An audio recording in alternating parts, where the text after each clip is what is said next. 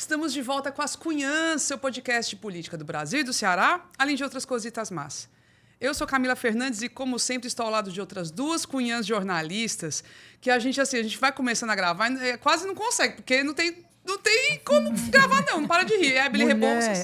Se a gente quisesse ganhar dinheiro, a gente capitalizava era esse pré-episódio, porque o que sai nesses pré-episódios vai ser censurável. Haja concentração. Haja concentração. E eu queria dizer que, olha, eu não aguento mais vocês, é overdose de cunhãs. Nos vimos no fim de semana, estamos nos vendo aqui na gravação. Mais tarde vamos inaugurar um projeto novo, que é o pessoal da UFC, né? Que é um projeto em alusão aos 70 anos da UFC, e estaremos entrevistando na estreia Fausto Nilo, né? Egresso do curso de arquitetura da UFC. E, assim, estreou na segunda-feira passada, mas quem quiser assistir está no YouTube da UFC TV, está nos podcasts, é só procurar. Não, é para enjoar. Inês, será que eu enjoo de você? Menino, isso é a conversa da louca pela gente. Adora. Aí fica dizendo, então vem demais essas cunhas. Louca pela gente. Conversa, tu sabe como é, né? Não, a gente não vai se enjoar, não. A gente vai nas festas, fica tudo encangado. Fica tudo lá em cima, vai pras festas, vai pra... só a invenção dessa cunhada, velho. Gente. Pois é, eu estou muito feliz aqui hoje com mais uma mulher, né? Ótimo. 4 mulheres na mesa é bom demais.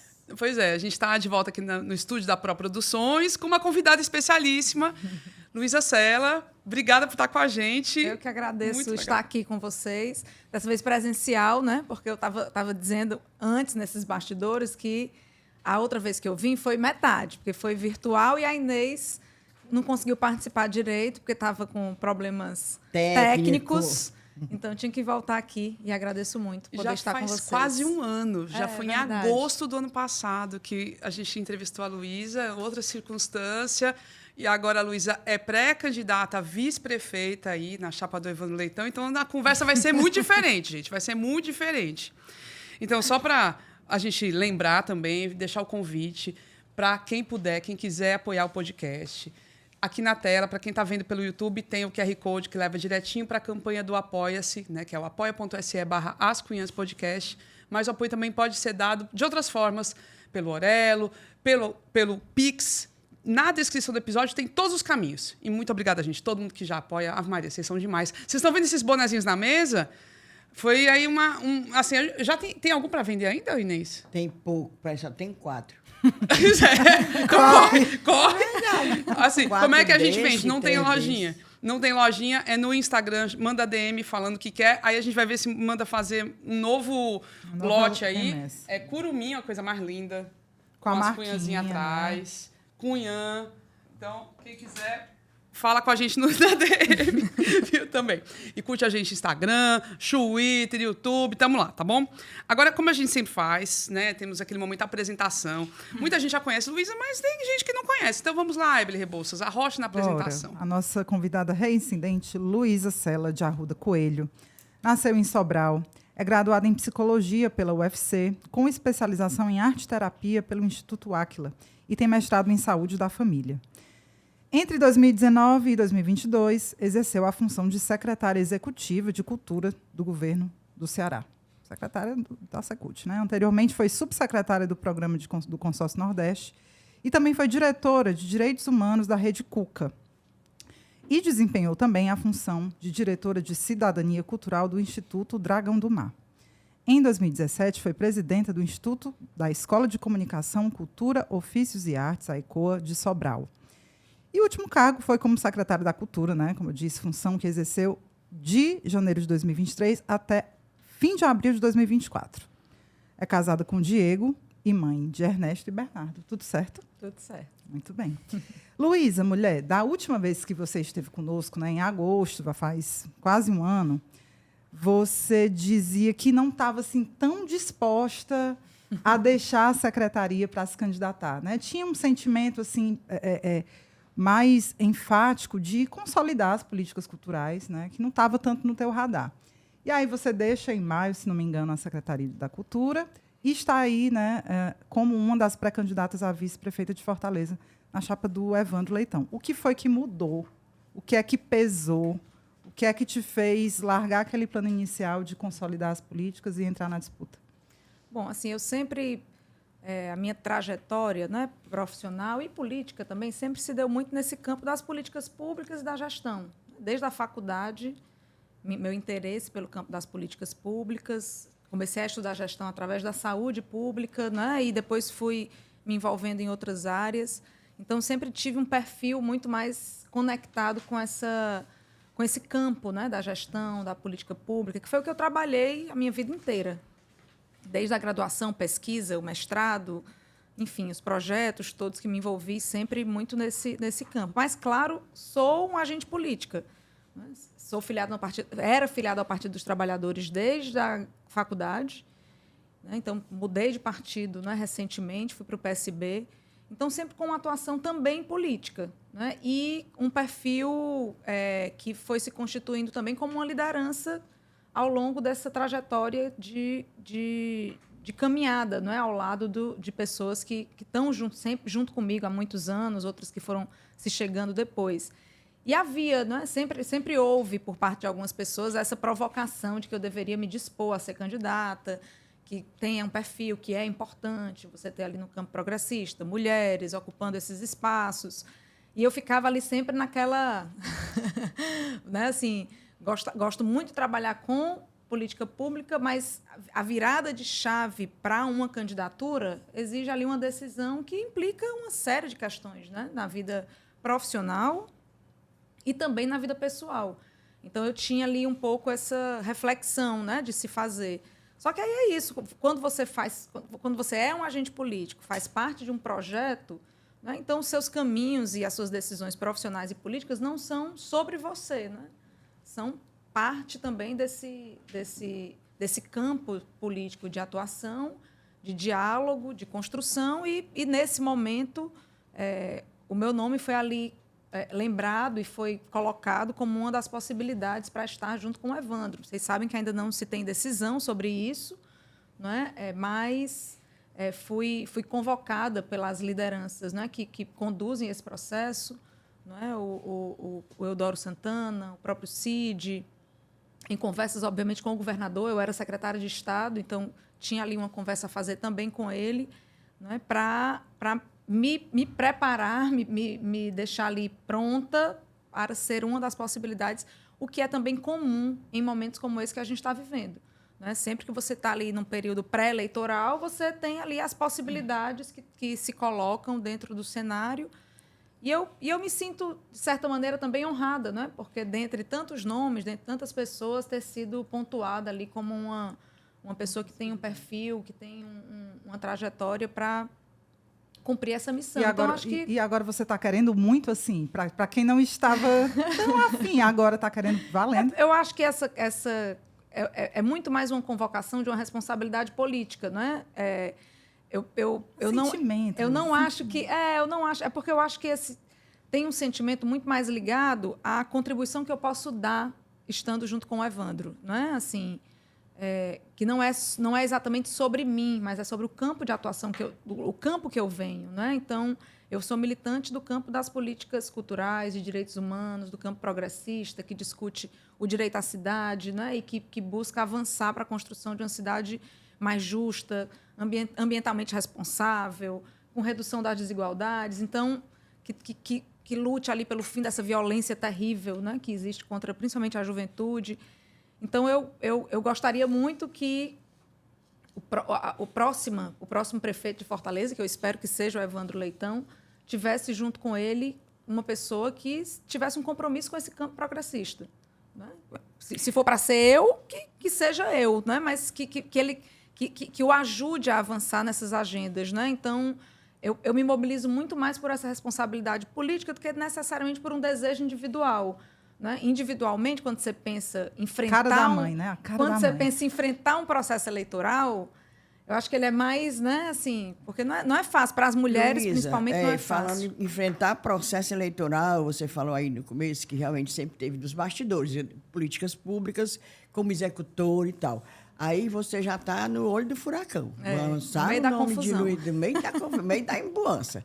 E por conta dessa história de se lançar, você ser lançada como uma das possibilidades de se candidata a vice-prefeita, já começaram os ataques, né? E, inclusive, ataques virtuais e tal, já lhe chamaram, acho tão lindo esse nome, Nepo Baby. Nepo Baby.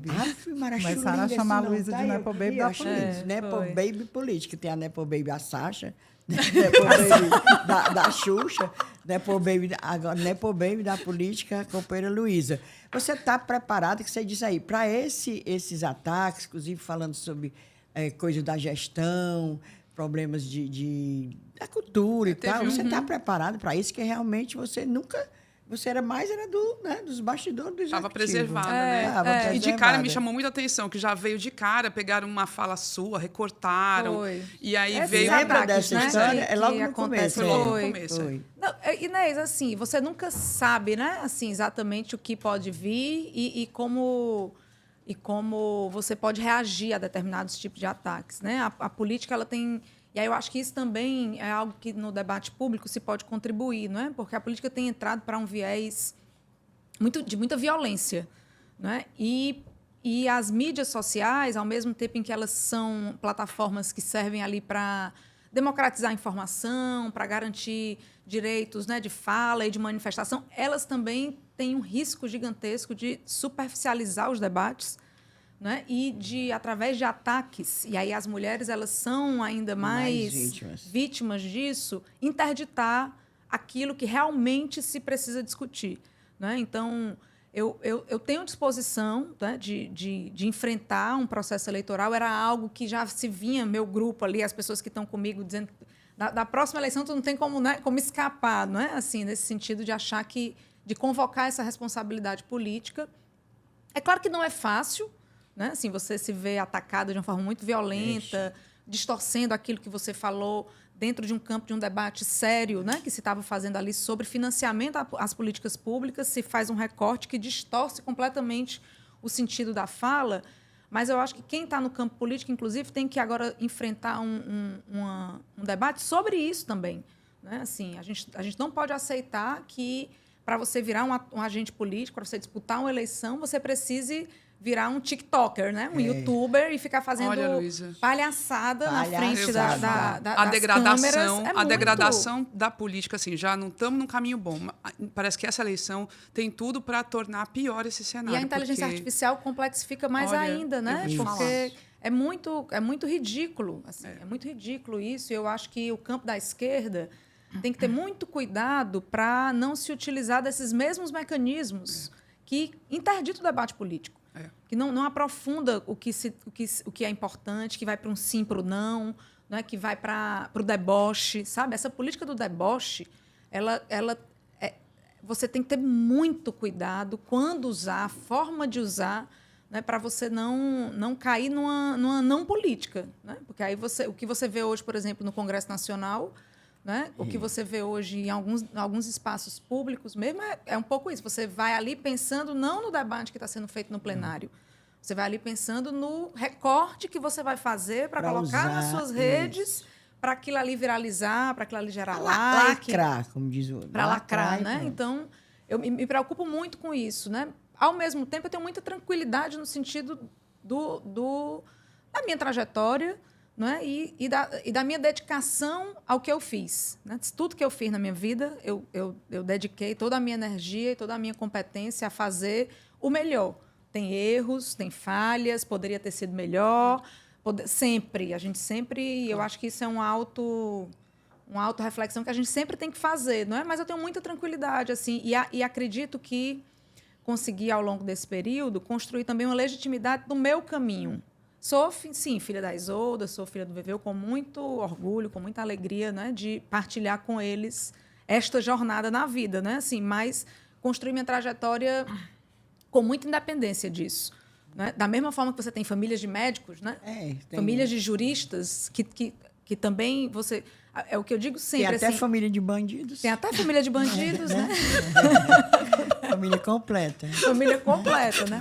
Então, assim, para mim o problema não é você ser filha de alguém que, por acaso, você segue ali o mesmo caminho. Para mim, é o fisiologismo, né? É o nepotismo, é o uso do poder político e econômico para se beneficiar pessoalmente. é estar num projeto, não a serviço do projeto, mas a serviço da família.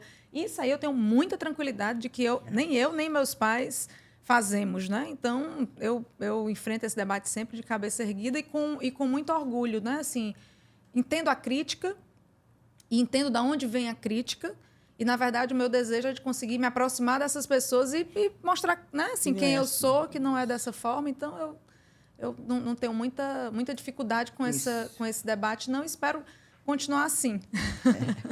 Luísa, nessa disputa pela vice do Evandro, tem muitos fatores em jogo, né? Tem muita coisa. Primeiro que vai ser uma grande aliança, né, com muitos partidos.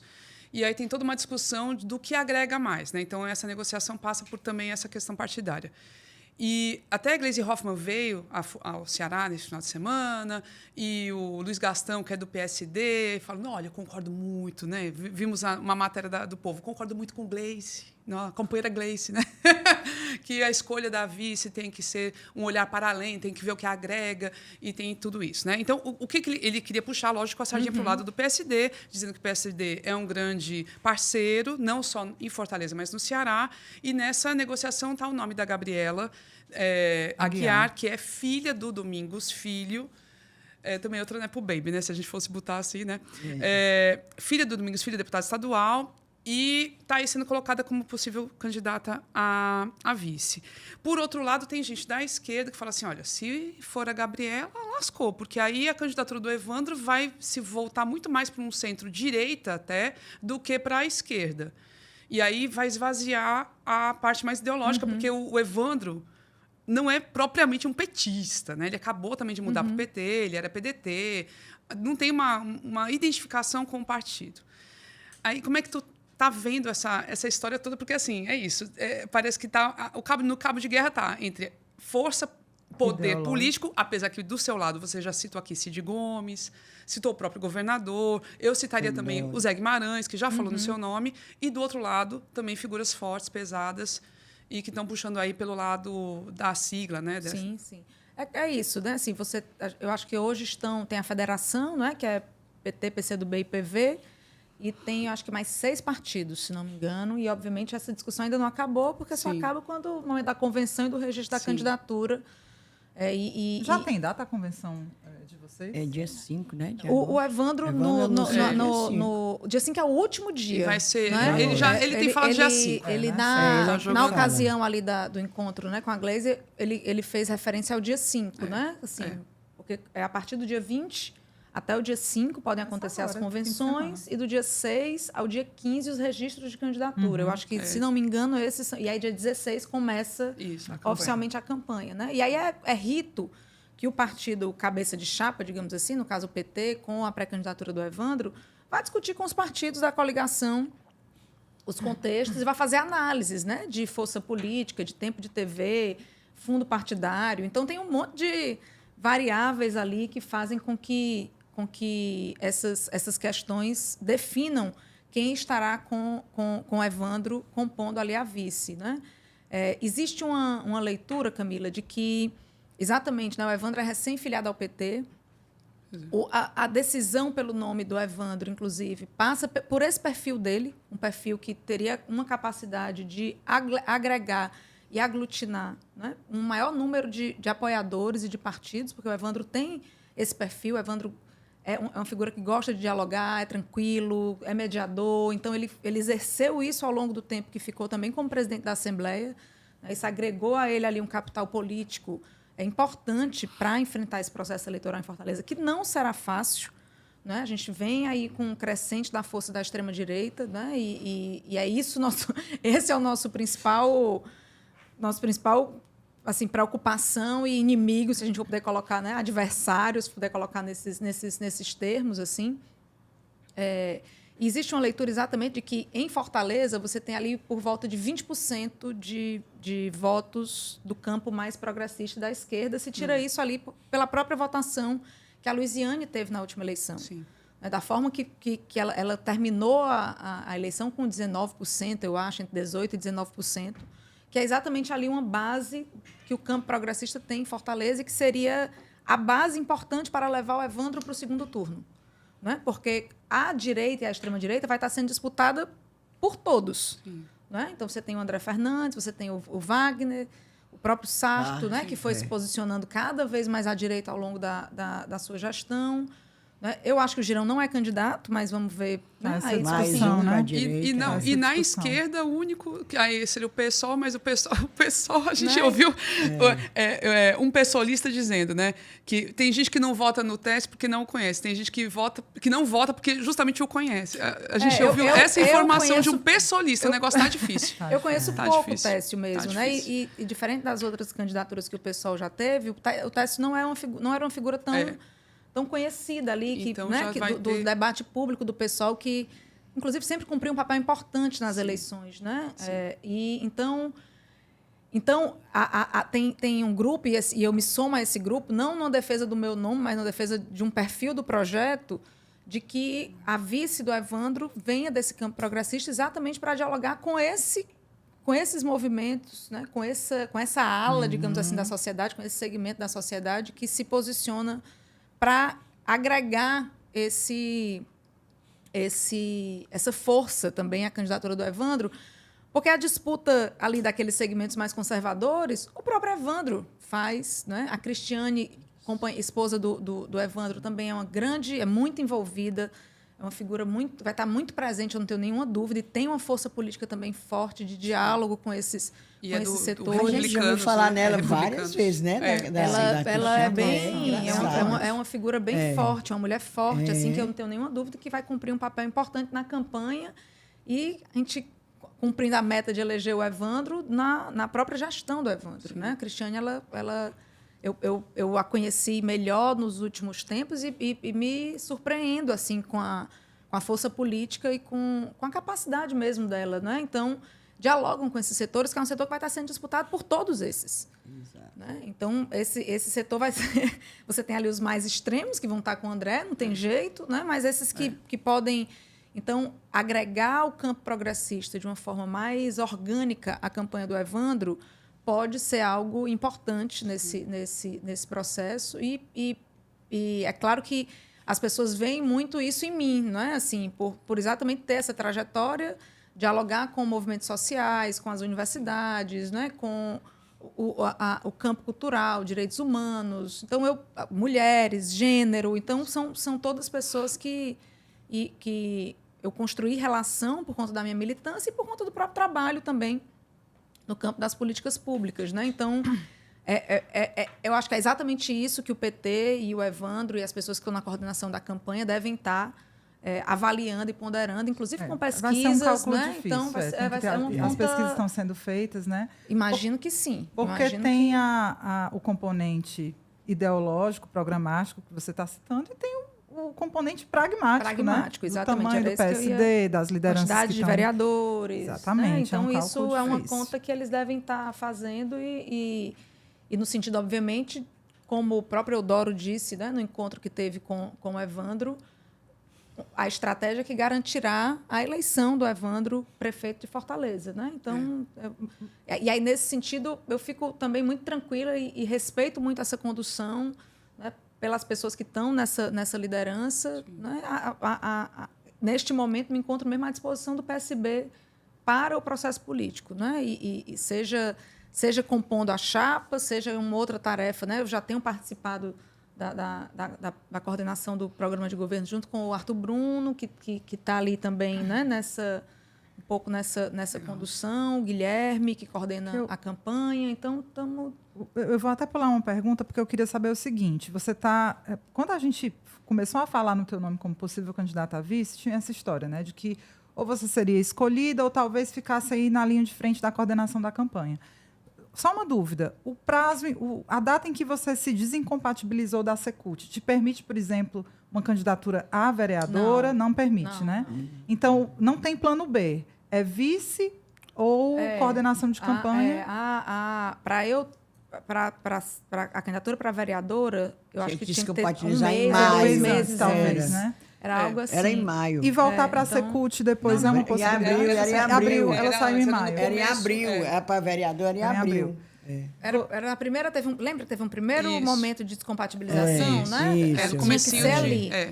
Aí, foi em quem abril. não saiu ali não pode ser candidato ou candidata a vereador, né? Tem que ou majoritário ou... E passar do processo, né? Em termos assim de não deu certo, Evandro, não deu certo sua vice. Você voltar para a Secult é uma possibilidade real? É sim.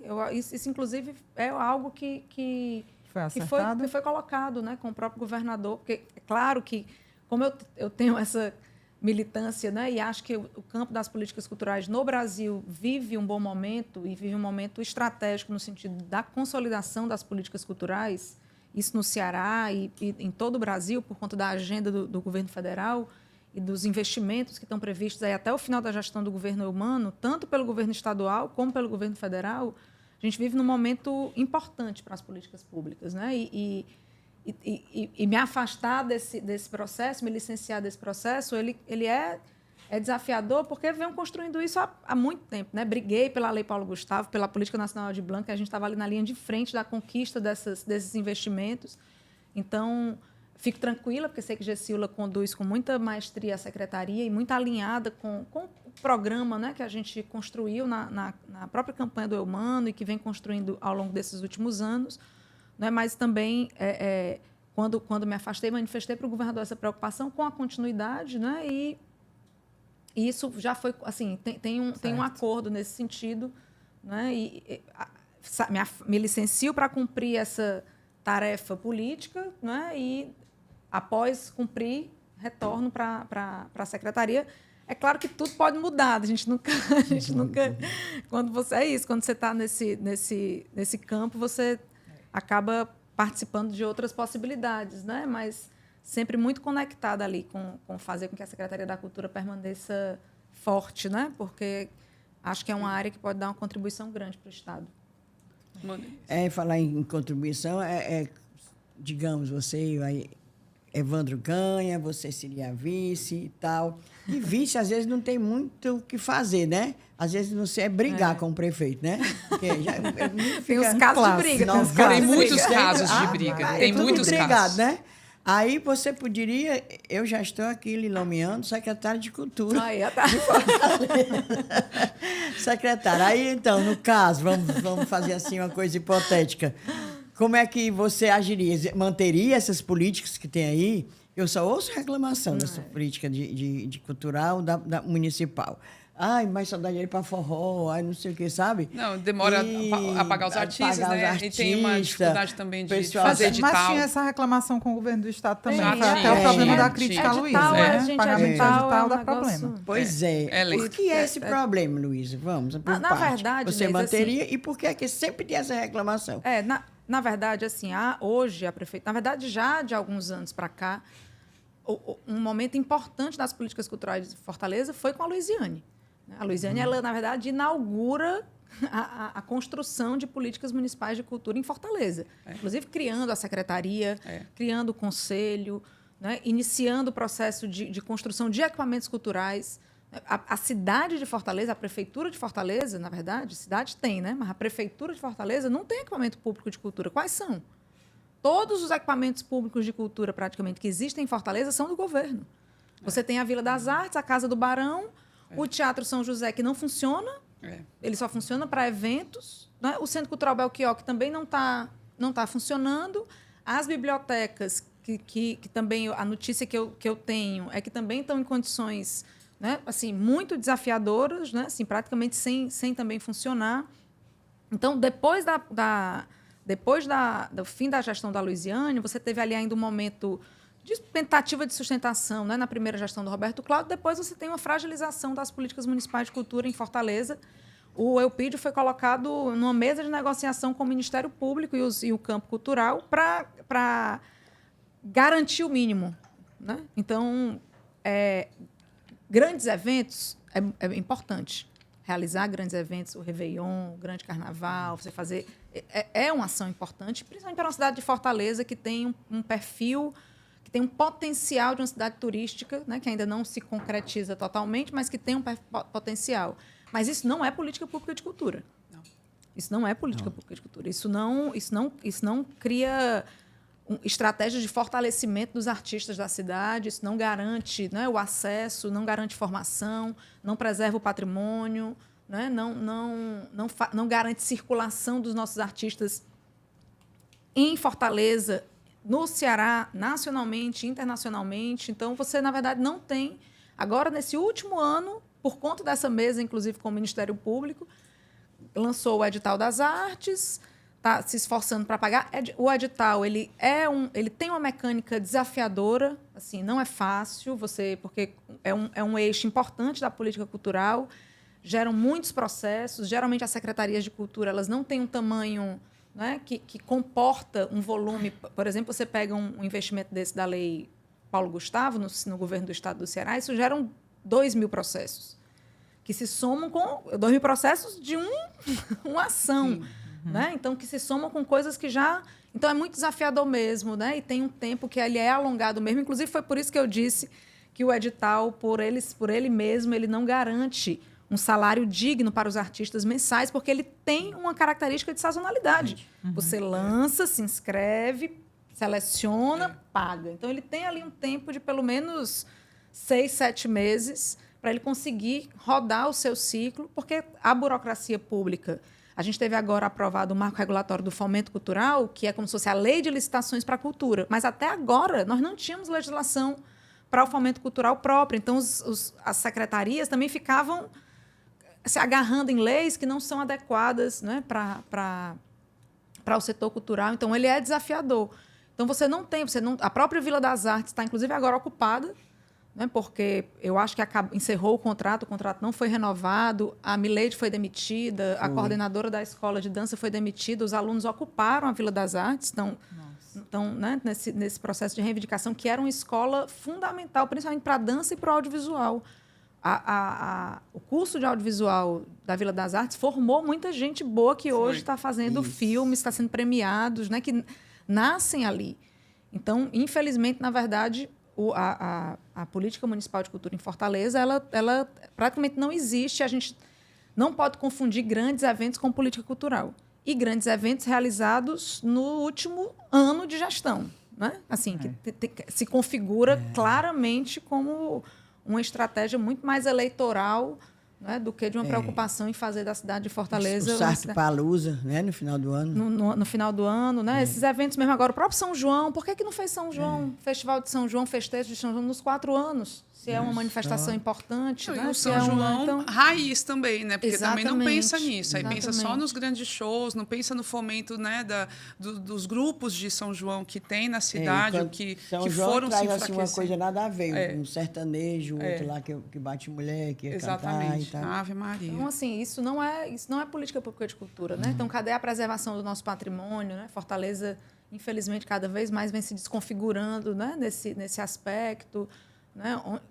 As ofertas de formação, a relação com as escolas, a valorização dos artistas. Então, você tem ali uma série de questões que precisam serem fortalecidas e retomadas com uma cidade que tem um potencial gigantesco. E você se vê como possível vice atuando nessas áreas?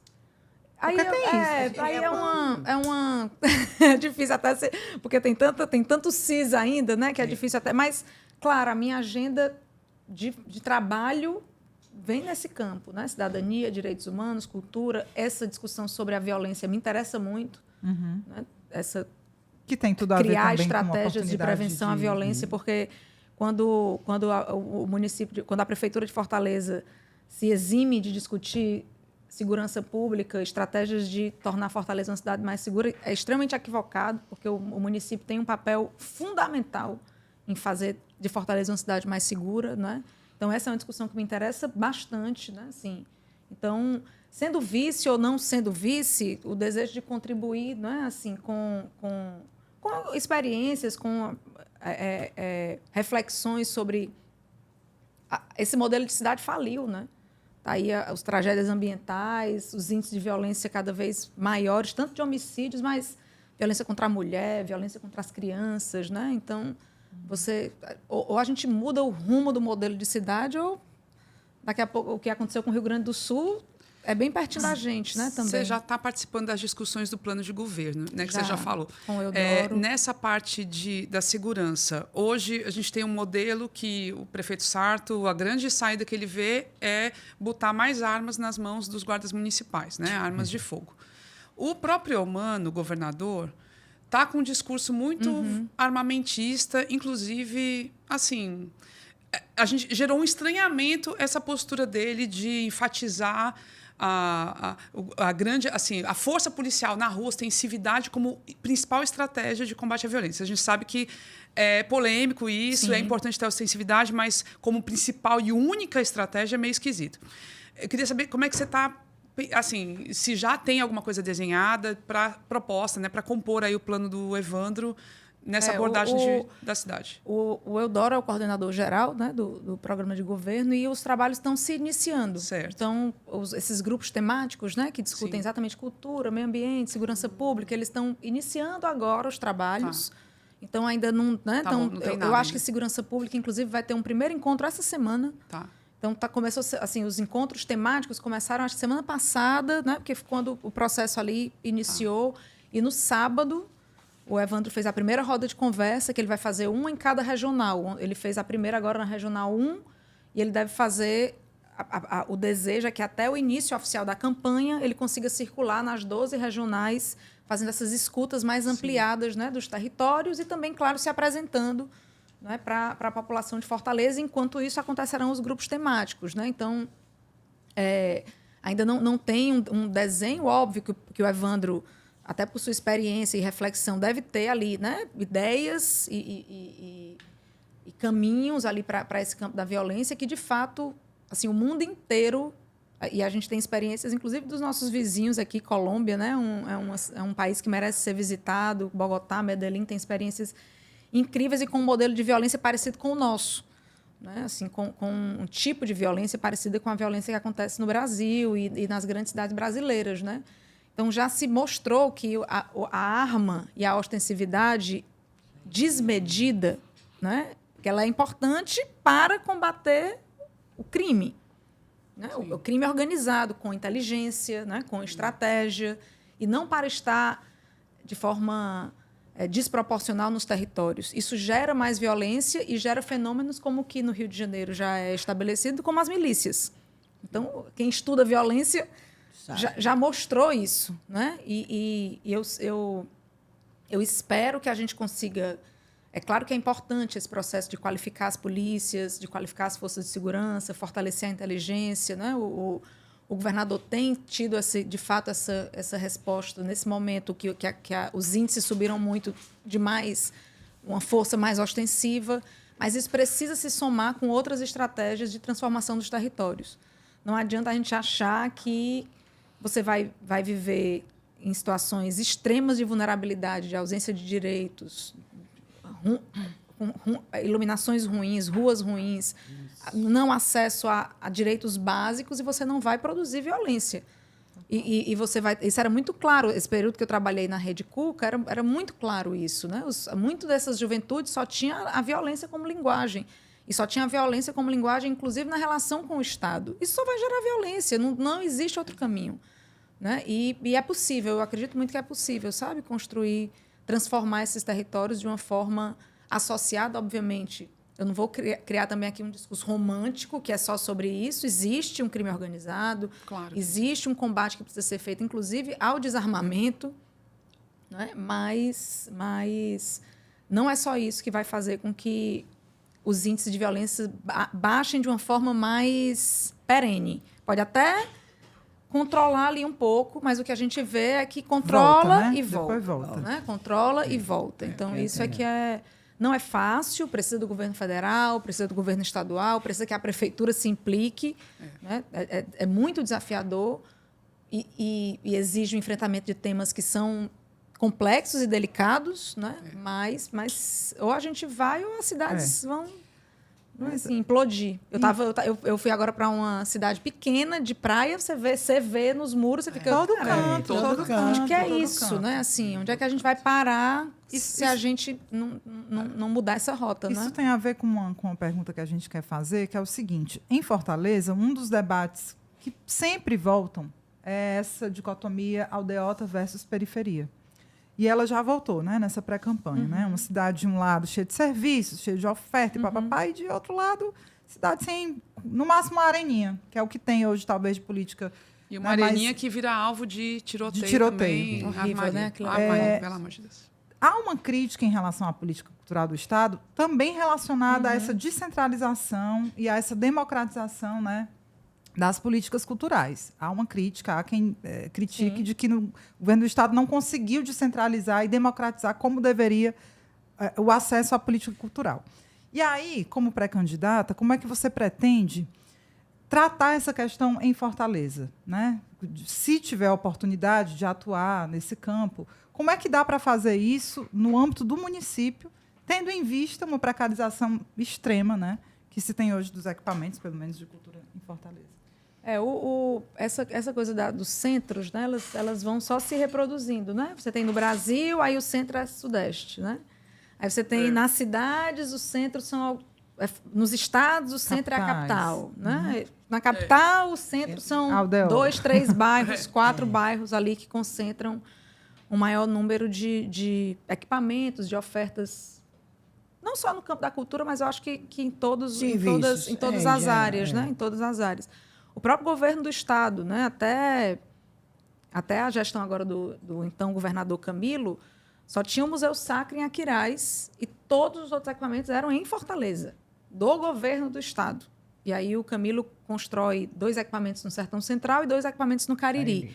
Mesmo assim, ainda muito concentrados, né? Você tem 14 regiões administrativas no estado, você tem equipamentos públicos de cultura do governo em 3. Né? Na Grande Fortaleza, Sertão Central e Cariri. Né? Agora, em parceria com o governo federal, vão ser construídos no Ceará 15 CELs. Então, vão ter outros 15 municípios que vão receber equipamentos culturais do governo do estado. E isso vai ajudando exatamente nessa descentralização, porque aí é isso, é uma decisão política, né? Luísa, por favor, diga o que é CEL, assim. Os CELs são equipamentos culturais, né, que eles são modulares, são equipamentos de médio porte, ele tem 500, 600 metros quadrados, e ele tem ali um módulo que ele é comum, e os outros módulos você vai escolhendo de acordo com o território. Então, ele pode ter um teatro, ele pode ter um estúdio, ele pode ter um... Né? Ele se inspira nos CELs, que na época que a Marta Suplicy foi ministra, que eram centros urbanos de cultura e esporte, só que esses eram CELs maiores, eles eram equipamentos grandes. Então não né? De chega a grande ser um porte. Cuca, porque o Cuca é mais completo não, também. não. O Cuca é muito maior. sim. Né? Ele é um Uma coisa equipamento menorzinha. menor, inclusive pensado para cidades menores, né? Porque o Ceará tem 184 municípios, dos quais acho que 93 tem menos de 20 mil habitantes. Então, assim, você tem 6 municípios que têm mais de 100 mil habitantes, 130 mil habitantes. Né? Então, assim, são cidades muito pequenas e você precisa também pensar estruturas que sejam sustentáveis nesses lugares e que não fiquem ociosas, né? Que não fiquem criando que isso sobre o governo. Né? Então, o governo do estado ele não pode pensar o município. O governo do estado ele tem que pensar o estado e as regiões. Conectadas com as políticas municipais. Isso foi uma coisa que a gente fortaleceu muito nesse 1 ano e meio e que o governo segue fortalecendo, né? Chamando os municípios à responsabilidade de desenvolver suas políticas e o governo criar centros regionais de difusão, de formação, né? Criar uma estrutura de apoio técnico aos municípios. Né? Então, a gente fortaleceu muito isso. Inclusive, o Estado de Ceará, pela primeira vez, fez um fundo a fundo, que é uma descentralização de recursos do Tesouro Estadual para os municípios, exatamente para fortalecer os sistemas municipais de cultura. Porque aí, sim, o município precisa pensar os seus territórios. Porque se o governo do Estado, enquanto governo, for pensar os territórios de Fortaleza, ele vai se confundir com a... Né? Não dá. Então... a gente vem... O governo tinha, sim, essa fragilidade, esse problema. O Ivo aqui que brincava, assim, uma brincadeira irônica, né? Que Fortaleza é que tinha... Luísa, Fortaleza é que tem sorte. Por quê, Ivo? Porque tem 2 secretarias de cultura, da prefeitura e a do governo, né? Ele brincar, assim, né? Uma provocação, porque, de fato, né? Você mesmo... Olha muito para Fortaleza, né? Olha Tem muito, que olhar... Dos 27 equipamentos, 22 estão em Fortaleza. É muita coisa. Então, assim, centralizado. quando você olha para o orçamento da Secretaria de Cultura, só para manter esses 22 equipamentos, você já pega ali uma fatia significativa do orçamento. Aí a provocação que você tem que fazer são equipamentos que estão em Fortaleza, mas que precisam construir política para o Estado. Então, a Pinacoteca do Ceará, Sim. ela está em Fortaleza, mas ela precisa construir políticas para o Ceará. Mapear os espaços de artes visuais, de acervos, é desafiador, não é uma coisa estabelecida. A gente avançou. A Escola de Gastronomia está em Fortaleza, mas ela precisa construir políticas para o Ceará. Então, quando você pega os laboratórios de criação, por exemplo, da Escola de Gastronomia, eles estão lá no Cumbe, no Aracati, eles estão em Itarema, eles estão no Cariri, eles estão em Quixeramobim, eles estão em Icó. Tem trabalhos incríveis da Escola de Gastronomia em todos esses territórios, né? Então, é claro que a cidade de Fortaleza será sempre mais beneficiada porque a escola está aqui. Então, os moradores de Fortaleza têm acesso à estrutura da escola, aos cursos presenciais, não é? Mas isso pode ser minimamente corrigido se as políticas olharem para o Estado. Então, o Hub Cultural, por exemplo, né, tem circulado muito o Estado do Ceará, fez agora uma imersão importante no Sertão Central, está indo agora mais para o litoral oeste e sertão norte do Estado. Então, é possível a gente corrigir um pouquinho essa distorção. E a cidade de Fortaleza precisa criar outros centros, né? Precisa criar quando você olha, que você imagina, né? Assim, você olha para a cidade 2000, olha para a Lagoa Redonda, olha para o Janguruçu, você tem em todos esses lugares movimentações de lazer, de cultura, né? Então, o município precisa fortalecer essas estruturas, né? E o Evandro está muito com isso.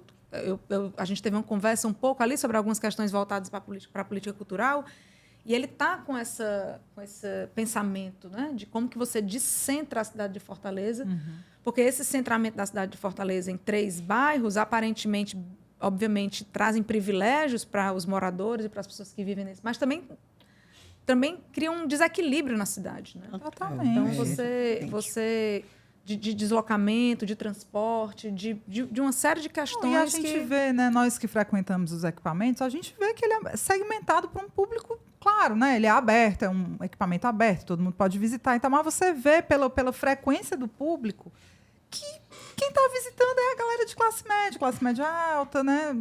A periferia não vai. Eu me surpreendi muito há um tempo atrás, quando eu soube que tinha pessoas em Fortaleza que não sabiam que era o Dragão do Mar. Muitas. Não sabem mas tem disso, muitas. porque é centralizado e voltado para um público muito específico. Né? O Cine Teatro São Luís, ele faz um programa que é essa relação com as escolas, né? Sim. Então, escola no cinema, principalmente nas férias, faz uma programação verdade, de férias. Não é difícil acontecer. Você tem ali o São Luís, cabem 1.100 pessoas, mais ou menos. Você perguntar quem já tinha vindo no São Luís antes, você tem ali 10 pessoas. Sabe quem fazia também essa formação de plateia, de conhecimento? O Cine Ceará. O Cine Ceará tinha um determinado programa na programação dele toda, que era trazer o primeiro filme, Ninguém Esquece, uma coisa assim. Aí levava as crianças, o pessoal ficava... Muitos festivais fazem isso. A boca aberta, olhando aquilo ali. Os festivais são espaços importantes, mas eu estava né? falando em equipamento, falando em visitar, recentemente, agora, pouco, uma filha minha que mora em Salvador veio com os amigos e tal, comecei a ser turista também. Fui para o MIS e tal, e fui lá no Dragão do Mar. Menina, eu fiquei, assim, de coração partido com o entorno do Dragão do Mar. É impressionante o abandono. Aí aquilo ali, como você até falou da outra vez, é uma questão da prefeitura. É sujeira, são pessoas em situação de rua, é degradante. Eu fiquei assim, coração apertado. Aí, digamos, pronto, vai Evandro, se elege, tá, o governador do mesmo grupo. Não seria melhor? Será que seria tratado melhor, não teria essa dicotomia? Porque o Dragão do Mar aí vai com o sarto, não, bora fazer nada em redondão para ficar meio esculhambado. Será que é assim, hein? Porque eu fiquei incrível. Inclusive, agora, finalmente, a gente, né, a secretaria conseguiu, junto com a SOP, o alvará para iniciar a reforma da praça, né? O governo vai... Isso você tinha falado na entrevista, de agosto do ano passado. Não, eu cheguei na secretaria, então, foi minha primeira... Eu vou reformar essa praça, pronto, eu vou conseguir. E aí a prefeitura não autorizava.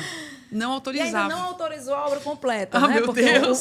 O projeto completo, inclusive é do Fausto, vai estar com vocês aí no novo programa. E ele pega as vias, né? Ele cria a ideia do Fausto de criar porque o Fausto tem essa perspectiva, né, de criar espaços que sejam caminháveis. Isso. E ele sempre diz isso, né, que a Praia de Iracema e o centro são muito próximos, mas eles são tão hostis que dá você pra não ir de um consegue canto pra imaginar outro. você indo do Centro Cultural Dragão do Mar até o Teatro de Alencar, por exemplo, a pé, que deveria ser um passeio. Isso. Se as vias fossem, né, integradas, isso. fossem bem cuidadas, fossem largas, fossem convidativas, tivesse iluminação. Se a gente pudesse andar nas calçadas sem Dava quebrar os super. pés, Exa- fazer uma Dava queda. super. Então, o Fausto sempre faz referência de que essa área da cidade deveria ser uma área pensada dessa forma, inclusive por seu potencial cultural, turístico, histórico, né? Você recuperar os casarões que ainda restam ali nessa... É a área mais antiga de Fortaleza, né? E ele fez um projeto que vem ali daquela rua do Teatro São José até o pavilhão, lá do Poço da Draga. Então, ele vai integrando, ele integra as vias. Só que entrou-se numa briga entre paralelepípedo e intertravado, porque o projeto do Fausto, as vias, as ruas de carro, são de paralelepípedo. E aí o Fausto faz toda uma defesa enquanto urbanista, E arquiteto. bem mais fresca. tudo Enfim, dourado. mas aí na análise da prefeitura eles negaram porque disseram que o estilo de Fortaleza é intertravado. Que De tinha onde que eles ser- tiraram isso? Que estilo é que esse? tinha que ser de intertravado. Então ficou essa briga. É alguém que vem assim tetravado. Só pode. É o que eu fico pensando. Alguém vem, não, bora botar esse tal Não de pode. tetravado. Segundo o Fausto, eu acho que o Algum Fausto disse amigo que que eles vem. publicaram, inclusive, um decreto, parece. Que o Fausto tem disse um que nunca decreto. viu isso No mundo. No mundo.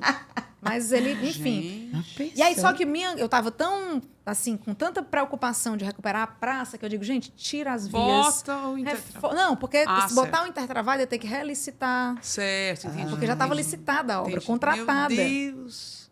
E aí eu disse, tira isso, recorta, faz só a praça, porque pelo menos você recupera a área da praça e depois, quando a gente ganhar a prefeitura, aí resolve o resto. Mas Olha, aí dona isso Luísa. vai ajudar um pouco, né, Inês? Mas não vai resolver. Porque quem viveu aquilo ali há 15 anos atrás, 20 anos atrás, não era só aquela praça que era legal. Não. Você tinha aqueles quarteirões inteiros Sim, ali, cheios de totalmente. espaços Não tem mais independentes, nada, não tem mais não tem mais nada, nada, né? não tem mais E é uma pena, porque você tem... É uma área que você olha e você não entende como é que Ficou uma cidade, uma degradada prefeitura daquele abandonou jeito. daquele É, jeito, né? degradada.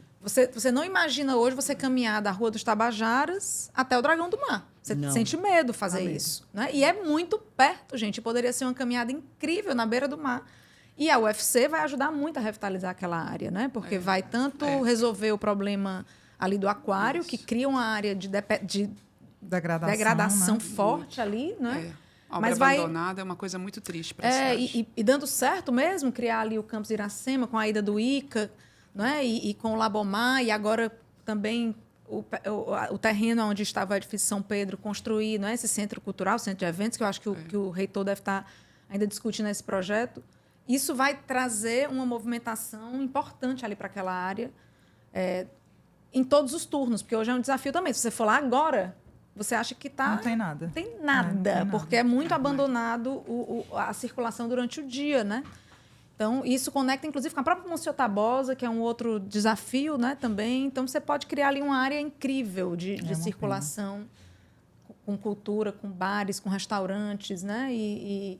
Enfim, ocupar aqueles galpões ali com espaços criativos, produtoras, ateliês. Pode ser um lugar lindo da cidade de Fortaleza. Aí Você fica imaginando outras cidades no Bora mundo, né? anotando para depois não, cobrar. Pra mim, não, e pra mim, Nossa. isso, essas... Eu tô aqui falando eu- do meu seu sonho, né? pensamento, Do pois meu é. pensamento. Mas é porque são... pior que são promessas repetidas, né? Porque a minha memória afetiva, quando eu cheguei em Fortaleza, o Dragão do Mar tinha 1 ano. Então, já são 25 anos de Dragão do Mar. Então acompanhou a história do Dragão do Mar inteiro, acompanhei né? praticamente. Então, é muito triste. E aí, botaram aquelas grades. É um negócio assim que desvirtuou totalmente o que O foi próprio pensado. projeto, né? Ali, Pois quando é. o próprio Paulo Foi fez muito essa discussão, né? Sobre a Sim. importância daquela área da cidade. mas Né? foi desvirtuado. O tempo realmente tem sido muito cruel ali com aquela região, né? E é uma região linda. Eu sou suspeita Não. porque Não, assim, sou fã. realmente assim, a gente pensar no papel da prefeitura nesses nesses espaços é algo extremamente desafiador. Então, até as partes atendidas estão meio abandonadas. Imagina as partes não atendidas, né? Porque ali tem 4 equipamentos culturais, né? Pois é. E mesmo assim E mesmo assim é complicado. Eu queria voltar para uma questão política, porque a gente, assim, vira e mexe, a gente traz aqui para a discussão essa questão do pragmatismo, né? Até que ponto vale a pena insistir em certas questões sob o aspecto ideológico puro ou ir para uma decisão mais pragmática. E você tomou uma decisão pragmática, que deixou o PT, que foi seu partido da vida toda, para ir para o PSB. Sim. Aí eu queria que você falasse um pouquinho disso, dessa decisão, porque claramente era a única maneira de você poder ser vice do Evandro, que foi para o PT. Isso. Então, mas primeiro, como é que você se sentiu tendo que tomar essa decisão? E como é que está sendo também a sua vivência no PSB? Que é outra história. Sim, enfim, é outro partido, vivência, né? Você vai chegando também. Não, isso, essa caminhada entre o campo. Eu sou filiada ao PT, fui filiada ao PT mais de 10 anos, né? Eu nunca tive, Camila, uma vida nas instâncias partidárias. Direção partidária, né? Eu filiada, militante, acompanhava a agenda do partido, participava de alguns momentos do partido. Fazia parte de algum grupo, assim? Tinha algum... Pois é, eu nunca... Nem era de grupo? Eu não era de grupo. As alas do PT, As nunca alas. foram. No movimento estudantil me aproximei de mas aí... Bom, tem uma dinâmica que você precisa gostar, né? E na época eu lembro que a gente não é isso aqui que a gente quer. A gente tinha...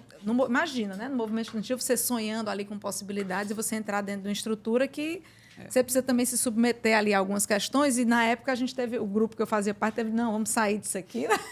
Sim. Não é o que a gente quer. Muita confusão. Não é o que a gente quer, não. Vamos... Né, discutir a universidade pública, que é o que para a gente na época interessava, né? Era na época do Reúne. Então, eu não fazia parte. Tenho uma boa relação com pessoas de vários grupos, né? E transitava, participava, enquanto militante do campo, né? Mas nunca ali dentro da instância partidária de forma mais construí muitas relações dentro do PT, né? Então, sim, foi uma decisão pragmática, né? No sentido de, olha, a gente vê você como um nome, mas para isso você precisa fazer determinados tipos de movimento.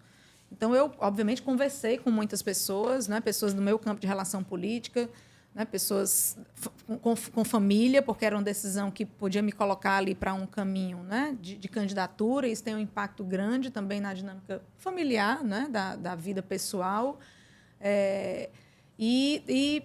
Assim, obviamente, tem aquele né? Vixe, vou sair do PT, será que é isso mesmo, né? Por outro lado, numa possibilidade de reconstrução do PSB, que também é um partido importante, né? Eu acho que a gente precisa também recompor e reoxigenar essas forças partidárias, né? O PSB se fragilizou muito no Ceará. O Eudório e o Cid têm feito aí um movimento de reconstrução do partido. E eu vi também como uma forma de tentar, né, junto, obviamente, com outras pessoas, né, que hoje estão no PSB, trazer pautas que eu considero que são relevantes e importantes para o programa do PSB, né, no Ceará e no Brasil. Então, acho que também é uma forma e aí eu, obviamente, venho dessa agenda da política cultural, da política de direitos humanos, né, dessa política de discussão sobre o direito à cidade. Então, eu acho que pode ser uma forma também de fortalecer um outro partido, né? E independente da questão ou não da candidatura, você ter ali o PT, que é um partido forte, né? E que atravessou muitos momentos desafiadores na sua história, mas que tem uma base de militância, uma base social que sustenta muito ali a força do partido. E eu acho que é importante você ter outras forças também, né? E estar com pessoas que eu, de fato, admiro muito. Então, o Eudório é uma figura, o Cid é uma figura. Minha mãe é do PSB, né? E obviamente, admiro enquanto mãe, mas admiro enquanto figura política também. Vai né? ser assim, candidatíssima em Sobral. Candidatíssima em Sobral, será uma grande prefeita, vai ser eleita. Era outro que não queria, mas acabou tendo que ir, né? Tava meio assim, mas agora... Foi. A Luísa tá bem... Se for para ir embora, né? Vamos, a gente vai. Bora. Então, se Deus quiser, vai ser eleita lá e eu acho que será uma grande prefeita da cidade de Sobral, né? Então, a conversa dessa vez foi bem diferente. diferente, né? É. Do ano passado. Foi, porque as Outro coisas assunto, estão né? acontecendo, Foi né? As ótimo. coisas aconteceram, né? Foi o tempo, né, das coisas acontecerem. Então, me pouco juntar ali, tempo. né? O próprio professor Osmar, que é presidente do diretório de Fortaleza, né? O Igor está lá. Então, se juntar ali com algumas pessoas, a Dani, que é a secretária estadual de mulheres, se juntar ali com algumas pessoas e tentar começar a fazer alguns debates, né? Construir mesmo essa força do PSB, criar reflexões. A gente está...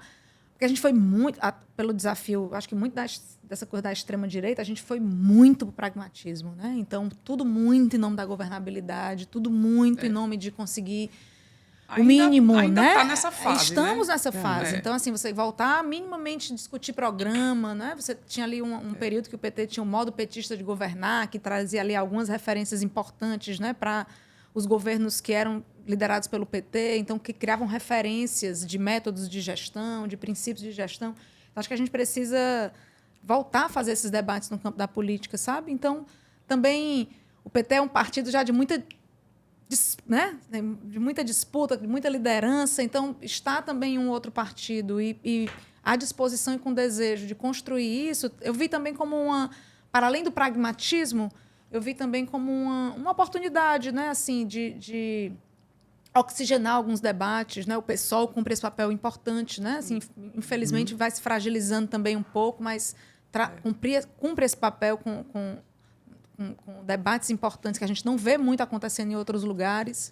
Os partidos cada vez mais são ali praticamente legendas para candidaturas, né? Então, eu acho que construir um pouco isso dentro do PSB é um cenário também possível. A gente tem conversado um pouco, eu estou chegando, né? Eu tenho o meu jeito, não gosto de chegar, eu estou chegando, conhecendo as pessoas, começando a participar dos momentos, das instâncias, né, ali partidárias dentro do PSB, em um momento delicado, porque esse momento eleitoral sempre é mais, né, ali, mas acho que quando isso passar também vai ser uma oportunidade de discutir com mais calma a contribuição que se pode se dar ao partido. Né? Chegamos uma horinha de programa, voou. Ó, voou. Bora, e hoje voou, vai ter um pouquinho voou. de descunhar o jeito, né? É coisa leve, vamos Inês. fazer. Vai, Coisa tem que ser. leve. Vai, manda. Meu, Diz, Cunha. Diz, Cunha. É um momento que a gente fica Eu sei, desabafando. É o desabafo. Eu o sou seguinte, ouvinte. eu vou começar a ser porta-voz de uma causa que é transporte de estudantes universitários no interior. Luísa, eu recebi uma reclamação um alerta. Como é difícil a pessoa, por exemplo, mora em São Benedito e estuda em Sobral. Aí não tem, realmente não é institucionalizado esse transporte, não é obrigado uma prefeitura dar, nem nada. Mas poderia muito bem ser, tá entendendo? Parece que já houve um movimento na Assembleia, não sei se foi o Renato Rosendo, que já andou se movimentando para institucionalizar isso, certo? Porque é difícil. Como acontece na saúde, né? Tem gente... É porque a gente, quer dizer, como que é de classe média, não imagina coisa dessa. Menino, não tem dinheiro para ir andar daqui para ali. Não tem. Não tem. Às vezes não tem dinheiro aqui dentro da É cidade. caro, né? A O gente transporte sabe. intermunicipal. Pois é. É caro. Aí diz que é precariedade horrível dos veículos. Também, de repente, não renova os contratos, sabe? Aí, pronto, eu só agora resolvi assumir esta causa. Quando eu coloquei isso até no Twitter, falando especificamente lá sobre São Benedito, em torno ali da Serra, né? Da Ibiapaba, Passo Sobral e tal. Menina, choveu. Mas aqui no Sertão Central também. Ninguém pode chegar nas faculdades de Quixadá. E no Cariri. Menino, é o estado todo. Certo? Eu acho legal isso, que alguém, sei lá, um deputado, olhar isso com bem carinho, porque as pessoas precisam se estudar e se deslocar. Inês, eu tenho um descunhã que foi de uma ouvinte que é na linha do transporte, que é só falar o seguinte: o VLT de Fortaleza, transporte maravilhoso, é moderno, é gratuito ainda, mas ele está já ficando meio largadinho. Então, ela pediu para chamar atenção para o VLT. Diz que não tem nem aquele letreiro para indicar qual é a estação que está parando.